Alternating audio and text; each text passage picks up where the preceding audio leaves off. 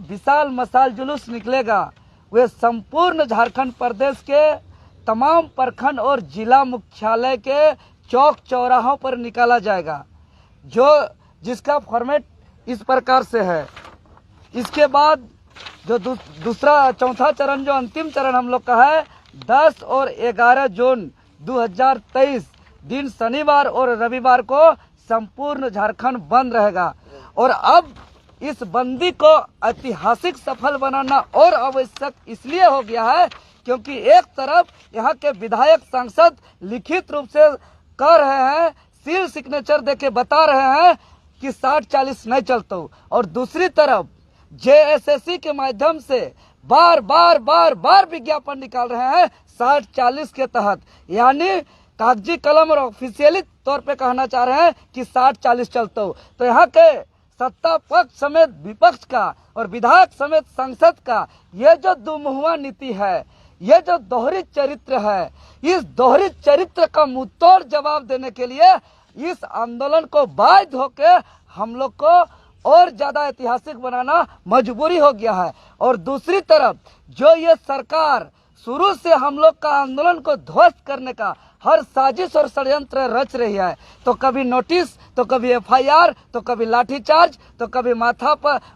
फोड़ रहे हैं, तो कभी खून बहा रहे हैं। और इस बार सरकार सबसे बड़ा हथियार चलाया है सीजीएल का विज्ञापन निकाल के, वो भी झारखंड शब्द को गायब करके। ये इसका सबसे बड़ा हथियार है हमारा आंदोलन को कमजोर करने का। तो हम छात्र नौजवान को कह देना चाहते हैं कि हमारा जो ये तानाशाही सरकार है, इसके सरकार के द्वारा सबसे बड़ा हथियार को अगर हम ध्वस्त करते हैं, अगर इसको हम नाकाम करते हैं और 3 दिन जो हिम्मत लगा करके हम लोग इस बंदी को सफल बनाते हैं, तो निश्चित ही हमारा जीत सुनिश्चित होगा। और 100% हम दावे के साथ कह सकते हैं कि 60-40 वापस हो करके रहेगा। और यहाँ झारखंडियों के लिए नौकरी का प्रावधान इसको सुनिश्चित करना ही पड़ेगा, क्योंकि अब देख रहे हैं कि एक शिक्षक अगर बहाली होता है, बाहर से आते हैं, तो एक विद्यालय हमारा बाहरी का मुट्ठी पे जाएगा, कुछ सिपाही बाहर से आते हैं तो कुछ थाना बाहरी का हाथों पे जाएगा। लेकिन सचिवालय में अगर सीजीएल बाहरी आ जाएंगे और डबल सीट निकाल रहे हैं, अर्थात सचिवालय अगर बाहरी का गुलाम हो जाएगा तो ये झारखंड बाहरी का गुलाम हो जाएगा। इसीलिए बाकी अन्य जो हमारा बंदी था वो एक ट्रेलर था, और इस बार का जो 10 और 11 जून जो पूरा का पूरा 48 घंटा 2 दिवसीय बंदी है, ये इसमें असली फिल्म देखने को मिलेगा। और बाकी बंदी में हम लोग 5 दिन 7 दिन पहले हम लोग सूचना दे पाते थे। इस बार का बंदी में हम लोग पिछले 1 महीने से लगातार हम लोग इसका सूचना दे पा रहे हैं। कभी सकवा पत्ता घुमा के, तो कहीं मादर बजा करके, कहीं ढाक बजा करके, तो कहीं विधायक संसद का समर्थन अभियान के दौरान हर तरीके से हम लोग सूचना दिए हैं। इसलिए आज मैं तमाम झारखंड के दुकानदार संघ हो, बाजार समिति हो, चाहे ट्रक एसोसिएशन हो, बस एसोसिएशन हो, ऑटो चालक एसोसिएशन हो, सभी से हम नम्र निवेदन करते हैं कि झारखंडी हित के लिए स्वेच्छा से अपना बंद करके आंदोलन को सफल करने में हमें सहयोग करें। और अगर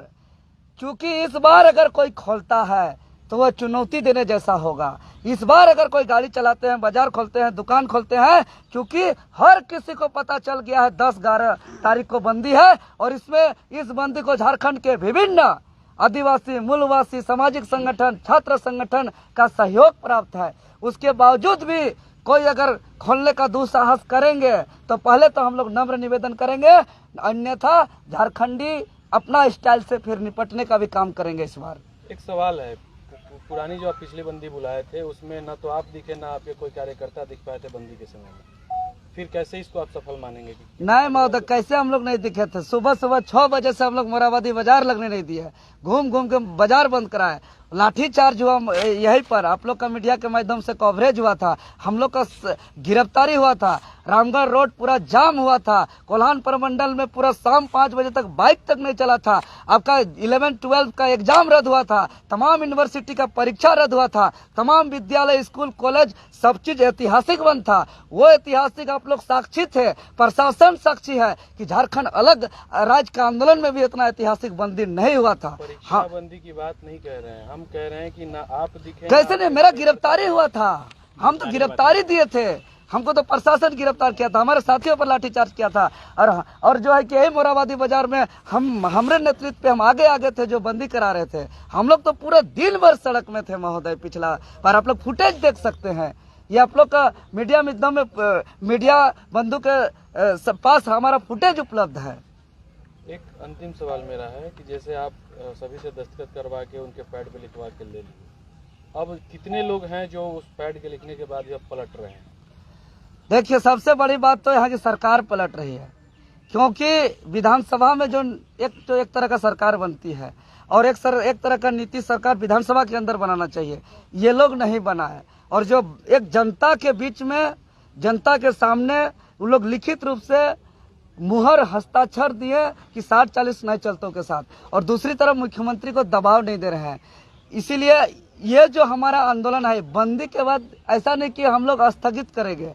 जब तक 60-40 वापस एकदम कन्फर्म मदार है कि 60-40 से तो परीक्षा होने नहीं देंगे, चाहे जेल जाना पड़े, चाहे कुछ करना पड़े। अभी जो लिख के लाए हैं उसको हम लोग अभी स्पीकर महोदय के पास जाएंगे, जब अभियान खत्म होगा हम लोग का 31 दिवसीय 11 तारीख को, उसके बाद हम लोग जाएंगे ये मुख्यमंत्री के पास, स्पीकर महोदय के पास, महामहिम राज्यपाल के पास, राष्ट्रपति के पास जाएंगे। और उसके बाद भी नहीं सुनेगा ना, एक आदमी 3.25 करोड़ आदमी के पास हम लोग जाएंगे और सभी धोखेबाज, सभी पलटू वाला, सभी दुमुआ विधायक संसद का असली चरित्र बताने का काम करेंगे। और तो पर भी नहीं सुनेगा तो हम एकदम दावे के साथ कर रहे हैं कि इस सरकार का मानसून सत्र अंतिम होगा, उसके बाद